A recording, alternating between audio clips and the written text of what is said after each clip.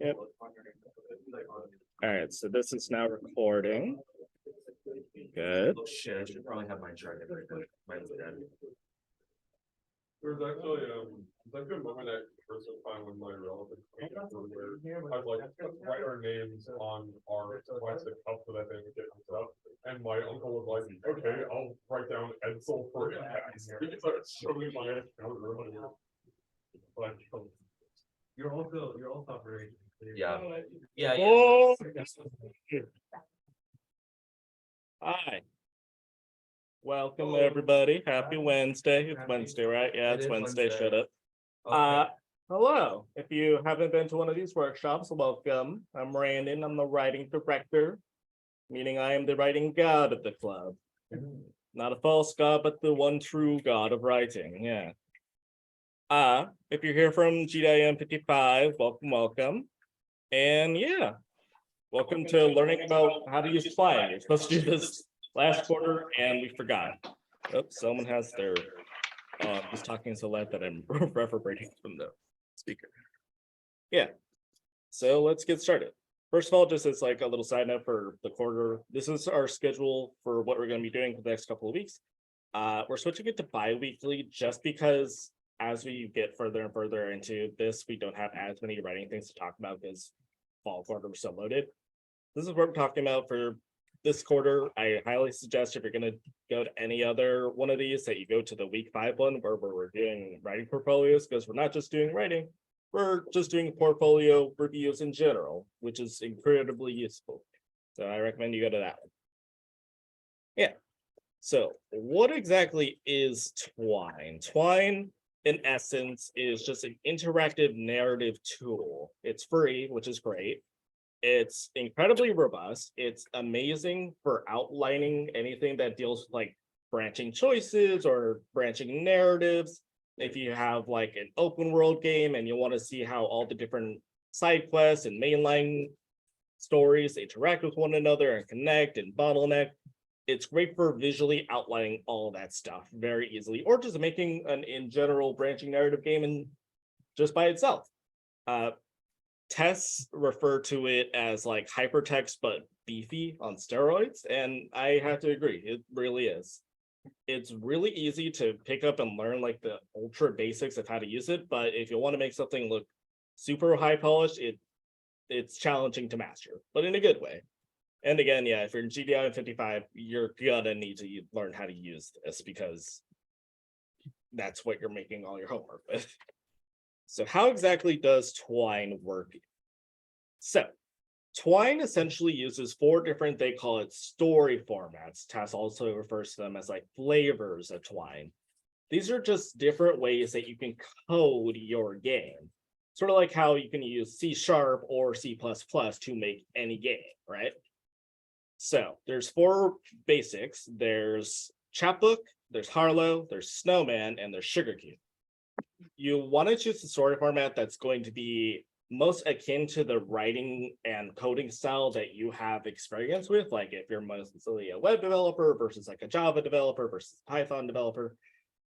And that also has the features that you want to include in your game. Like you want a lot of multimedia stuff, or you just need something that's really fast and efficient. Specifically for GDI 55, Tess just wants us to use Harlowe and SugarCube, which is totally fine. And you'll see why she wants specifically those 2 in just a second. So let's kind of briefly go over what each of those 4 story formats are about. So the first one is Chapbook. This is like the fancy logo. So if you go to the Twine reference, these slides are also going to be available after the presentation, so you can click on all the hyperlinks and stuff that I put throughout it. It's the newest one that Twine made. I think it was made when Twine 2.0 first came out. It's essentially supposed to be like the most like dumbed down, simple to use, easy to pick up and learn format of Twine that there is available.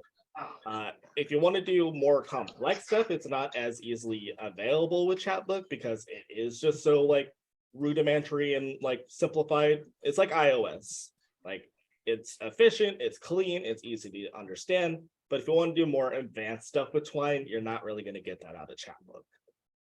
Second one, Harlowe. This is my personal favorite and is been around pretty much as long as Twine has been around. I highly recommend use Harlowe. It's the default format whenever you open a new Twine project unless you change that in the settings. It's pretty lightweight, but it's really useful and has a lot of different ways that you can mess around with the code to make stuff like checkpoint systems and save systems like I did. Tons of people use Harlowe, especially in the Twine community, so you're going to have plenty of people to go reference and get help from. Yeah, this is also one of the two from GI55 you can use. This is the one I prefer over SugarCube, but there's nothing wrong with SugarCube necessarily. This is Snowman, the third format. I had to recreate that logo from scratch because I couldn't find the PNG file anywhere that wasn't like 20 pixels by 20 pixels. Besides that, so yeah, Snowman is like ultra like minimalist, clean, super simple. If you have a lot of experience with like web dev and doing like JavaScript type stuff, CSS type stuff, like if you took ICS 45J with Thornton, this is going to be most familiar to you and easy to understand. Yeah. And SugarCube is the fourth one. It's the oldest one out of the four. Harlowe was kind of just made for Twine, but SugarCube was around before Twine. So it has a huge community, tons of resources and documentation out there. It's really, really, really customizable, but it's not the easiest to learn. Even if there is a lot of documentation, you're going to have to constantly be going back and understanding, wait, how do I do this thing again? So if you're willing to learn a pretty complex and beefy like story format, you would want to go to SugarCube because you can do a ton of really cool stuff with it. But if you don't have the time for that, just somebody has their mic on. Naughty, naughty children. All right, good. Yeah, so those are the four story mats. Again, I recommend Harlowe, but you don't have to use Harlowe. You can use any of the four, unless you're in GDI55, in which case you can only use SugarCube and Harlowe. So here's just a bunch of like hyperlinks that I made for just different sources and example games that you can check out. Dan Cox is a YouTuber who nowadays he just does a bunch of stuff for like Unreal 5. But back in like 2017, he did a ton of tutorials about all the different like aspects of Twine. So I really recommend you doing that. It's a little bit outdated, but like Twine 1.5 isn't too different from 2.6. It just is lacking some of the newer features. Reference start guide and the cookbook are pretty much like your bread and butter documentation for how to learn Twine and understand the different nuances. And then for the example games, Cloak of Darkness is a game made with that Chapbook one, the very first story format. That's like the super new, like simplified, easy to pick up one. It's not bad. Like it's not like the most detailed, but it's a really good example of how to use Chapbook. And as like a self plug, there's a game that I made during the height of the pandemic in summer 2020 that I made with Harlowe. That image you see on the right is the entire like Twine graph of the game, like in all of its entirety. It took a while, a really long while, but it was really useful, and I learned some tips and tricks about Twine because apparently you can make checkpoints and achievements in Twine if you just get really creative with the Harlowe code. So with all of that espousing done, I could keep going on and on about like all the different like features and blah blah blah, but that would be forever.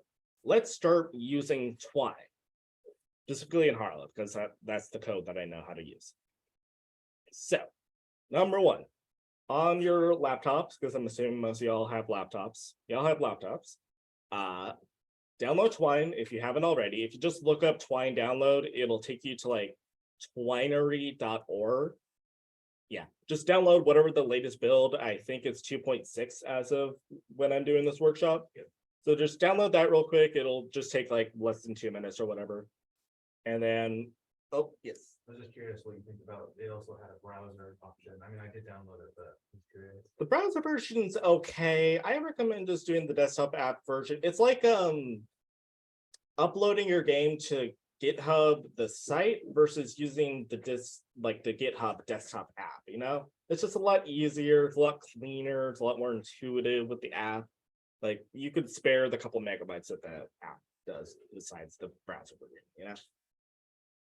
So I'll give everyone just like a couple minutes to do that and then come back. I'm going to pause the recording in the meantime. Is there an option to pause recording? Oh, there is. So I'm gonna pause the recording so people watching this later on don't have to blah, blah, blah.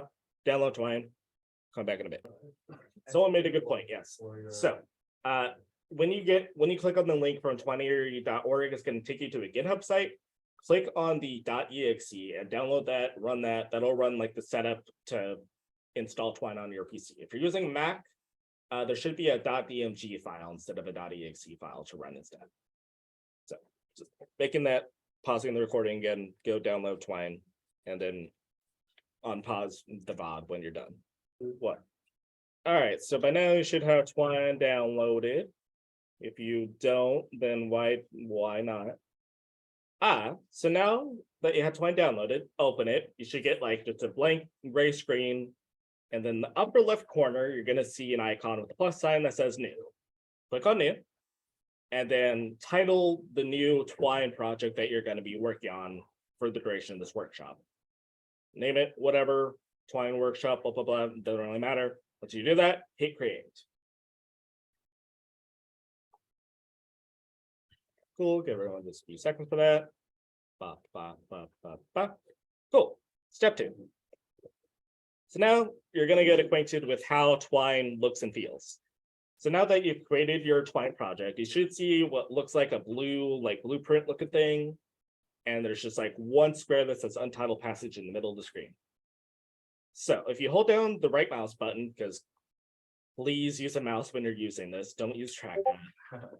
If you have a mouse like a good person does, you're going to hold down the right mouse button and move it around, and that'll just pan you around the grid, right? Cool. If you, again, have a mouse like you should, and you scroll up and down on the scroll wheel, it'll move you up and down the grid. If you hold shift and do the scroll wheel, you instead move left and right, which is kind of cool. So same thing with scroll wheel, hold down and it'll like fly towards your cursor. I don't use this a lot because it just feels very fast and unwieldy, but it's kind of useful. But what's the shortcut again? For flying around the cursor, hold down the scroll wheel, like just directly down on the middle mouse button. Don't use the left mouse button because that just like highlights a bunch of passages instead. Yeah. Once you're done like playing around and moving around the screen, go back to the center of the screen where the untitled passage is and double click it to start editing it. A few seconds for that. All right, so now that you've double clicked the passage, you should see this new icon box come up. Looks like a text file. And this is how you start editing the text within Twine. So you can type whatever you want in the text box. I just put like a general hello world because it's cheesy. And you could play around with all the different features. You could change like the color of the text, the font, the size, the alignment, the whatever. You could put in some different macros, but if you're never using Twine before, you don't know what a macro is yet, and it doesn't matter. Play around with it. If you want, you can change it from untitled passage to something else by hitting the rename icon in the middle. Just type something in, play around with the text effects for a little bit, get a feel for what you can do, what you can't do. Give everyone like a couple seconds to mess around with that.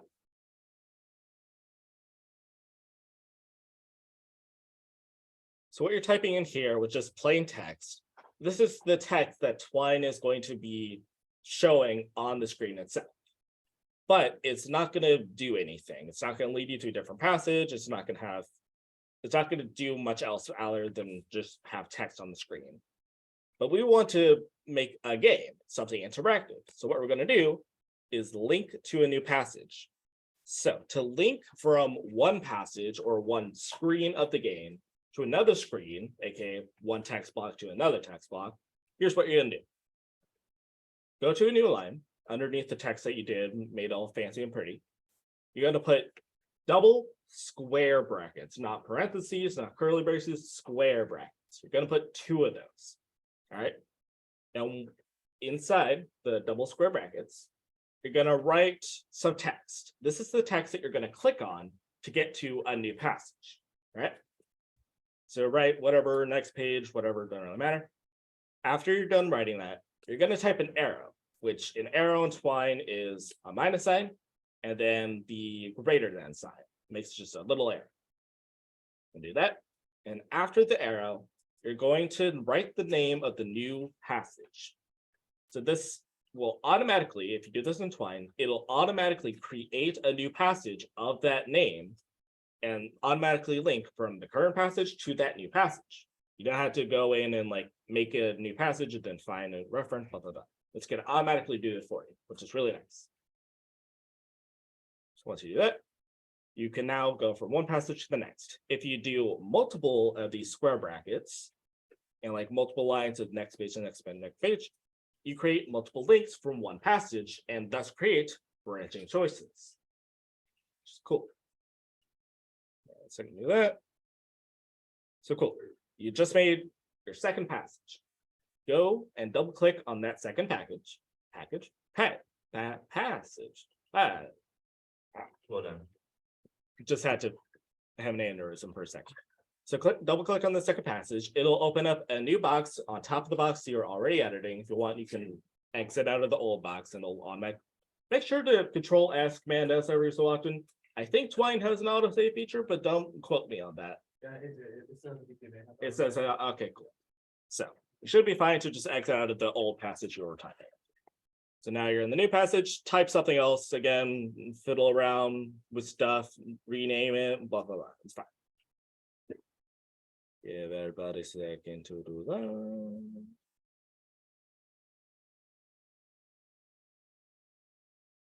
Cool, cool. Now, we're getting into like the Cody code type stuff in Twine.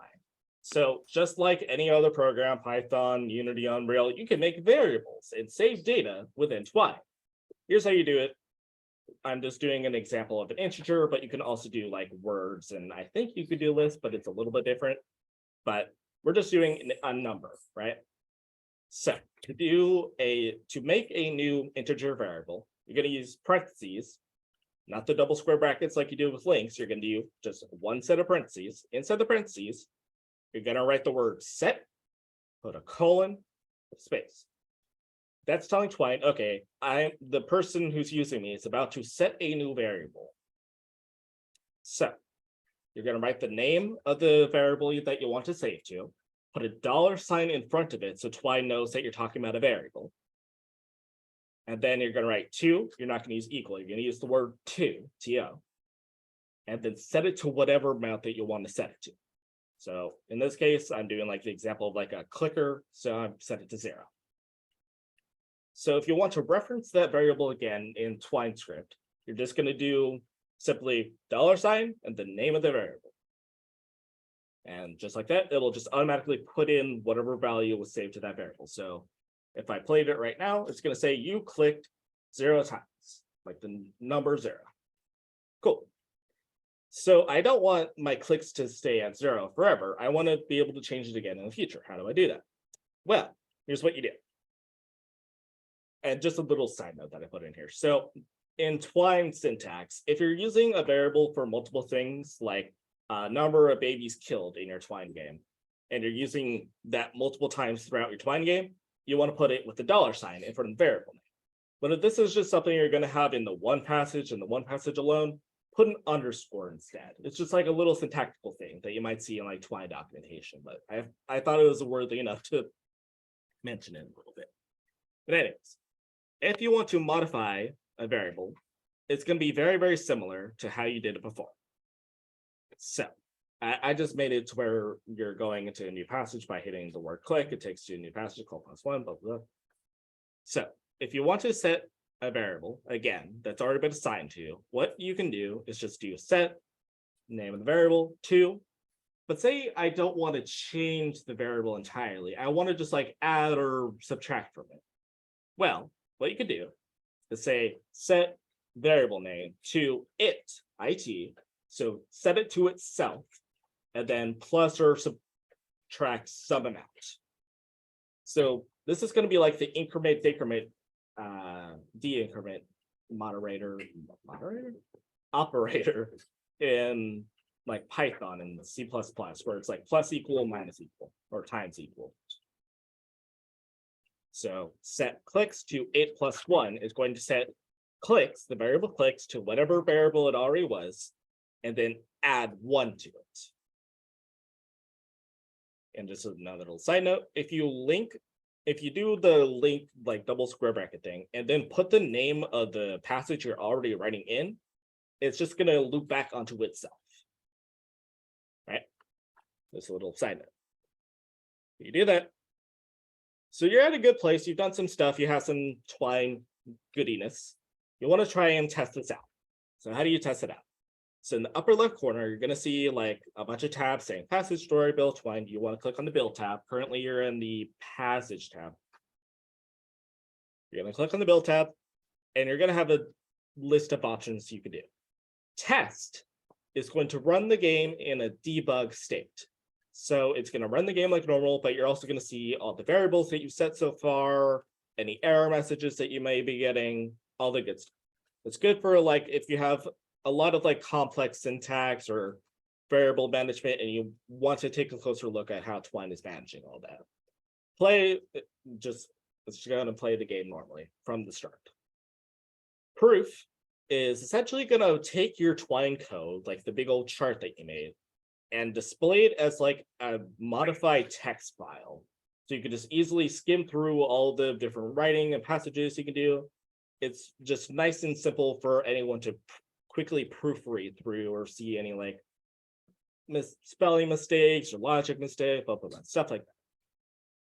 Publish to file is going to be the essential, like it's equivalent to building in Unity or Unreal. It's just going to save your current Twine code as an HTML file to your system that if you click on it, it'll automatically open up in a browser that you could then play or publish to itch.io. Export as Twee. Twee is the source code for Twine. It's called Twee. Yeah, it's really fun to say. If you export it as Twee, it's going to export essentially as like really weird looking text. It's gonna have like a bunch of like ID numbers every so often, but it's gonna have like the rudimentary text. And it's gonna save it as a .twee file, which you can just open in Notepad. I don't use export as Twee pretty much ever. If I need to like preview my source code, I'm gonna use proof. But yeah, once you're done looking through all those, hit publish to file to save it. Or if you don't want to save it to your computer, you just want to test it out, just hit play. And then it should take you to your browser. It's going to be like a black screen with white text. And then you could just like play around with it. All right, any questions, comments, concerns so far? Nothing in the chat. All right, so that's just the basics. If I went over all the different things like tags and different macros and stuff, how to do save states and variable track, I'd be here for like 7 hours talking to you. And no one wants to listen to me talk for 7 hours straight, especially myself. So I'm not going to do that. If you want more tutorials, you can go to Dan Cox's channel, or look at the Twine documentation, or just look at like Stack Overflow and different Twine forums. People, anything under the sun, you can pretty much do.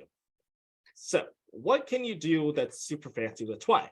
Well, you can do a shop system with like money and prices and discounts and stuff like that.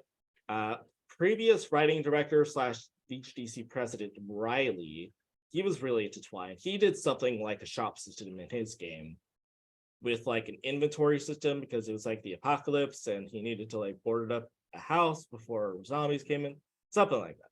But he made like a shop and inventory system within Twine by just doing really smart like variable tracking. So you can do inventories, you can do a save and checkpoint system. That's what I did for Fractal. So if you got like a death state, you would just go back to the latest checkpoint system or checkpoint that you hit. You could do like our relationship tracker to see how many times you've like done something bad to a person, something good to a person, just with variables. So if you want to do something telltale-ish where like, oh, I had really good moments with this character, but I kind of screwed over this other character, and track that with if-else statements in your code and lead to different outcomes, you can do that. You can also animate your text if you want to like make it shaky or wiggly or gobbledygoogly. You can do that. It's in the Twine documentation how to do all the different macros for text animations. Want to add some like ambient music in the background or like sound effects when you hit a button. you can do that. You want to add images, it can sort of do that. Twine 2.0 is supposed to be a lot better with like image displays and music in compared to Twine 1.0 when I made Fractal. That's why there's no images in Fractal. But Twine 2.0 is supposed to be a lot better multimedia. It's still not great because it's supposed to be a text-focused engine, but you can kind of do it if you want to do like the visual novel type route. You can also do, like I do with Fractal, choice-driven endings. It's not that complicated. And there's a ton you could do. I'm currently trying to experiment if you could do a turn-based RPG using just Twine. I think I could get it to work, but it might be terrible and really annoying to try and do, especially if there's like random encounters. But it might be possible. So now that you know the absolute basics of Twine, you have the understanding of how to build, how to play test, all that, it's time to keep writing. If you don't want to do the baloney stuff that I showed you how to do throughout this presentation and you want actual ideas, there's a story idea generator link that I found. I'm going to publish the slides right now. And remember, if you get stuck, you can always look at the Harlowe documentation and figure out, okay, how do I do a certain thing, or just like Google it. If you're not using Harlowe, first off, why are you not using Harlowe? Whatever. I'm not salty. There's documentation everywhere, like Stack Overflow, forums everywhere. Yeah. So I am going to end the recording and stream here because we're just going to be doing our own thing. And I have some Cafe LeBlanc ambient music to play in the background because Persona 5 has really good music. Yes. Oh, question. Are these slides going up right now or like immediately after? Yeah, like I'm gonna end the recording because we're just gonna be doing our little activity and whatever.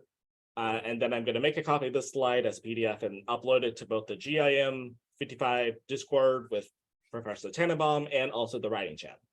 Alright. So you can like use the links that I put in throughout the slides. Also, if you make a little something in Twine, publish it to the VGDC Discord or the GIM 55 Discord, because I want to see what you've made in Twine. That'd be pretty cool. So yeah, and thank y'all online for coming, or if you're watching the VOD, thanks for sticking around and listening to my little thing. Hope it was of use to y'all to just dip your toes in Twine and start getting invested. I hope the links that I found you can have some use and benefit from. And yeah, thank y'all for showing